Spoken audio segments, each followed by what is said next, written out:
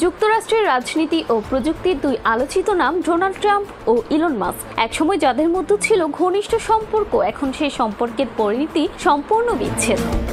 গত শনিবার এনবিসি নিউজকে দেওয়া এক বিস্ফোরক সাক্ষাৎকারে ট্রাম্প স্পষ্ট ভাষায় বলেন, ইলন মাস্কের সঙ্গে তার সম্পর্ক চিরতরে শেষ।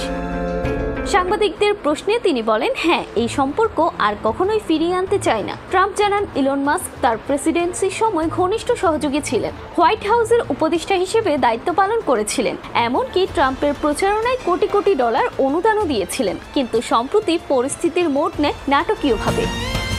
ট্রাম্পের নতুন কর ও ব্যয় বিলকে জঘন্য বলে আক্রমণ করেন মাস্ক, বলেন এই বিল সাধারণ জনগণের স্বার্থ বিরোধী। এই মন্তব্যে ক্ষুব্ধ হন ট্রাম্প, বলেন আমি হতাশ। মাস্ক বিলটি ভালো বোঝেন, তবুও তিনি এখন এর বিরোধিতা করছেন। এর জবাবে মাস্কও চুপ থাকেননি। এক্স প্ল্যাটফর্মে একাধিক পোস্টে ট্রাম্পকে ব্যক্তিগতভাবে আক্রমণ করেন তিনি। প্রকাশ্যে এই দ্বন্দ্ব শুরু হয় এখান থেকেই। ট্রাম্প বলেন, তিনি প্রেসিডেন্টের অফিসের প্রতি অসম্মান দেখিয়েছেন। আমি এই সম্পর্ক আর ফিরিয়ে আনতে চাই না।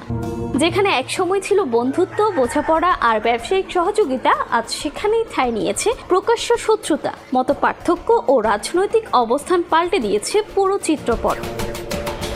ট্রাম্প মাস্ক সম্পর্কের এই ভাঙন শুধু ব্যক্তিগত নয়, প্রভাব ফেলতে পারে মার্কিন রাজনীতির ভবিষ্যৎ পথচলায়ও।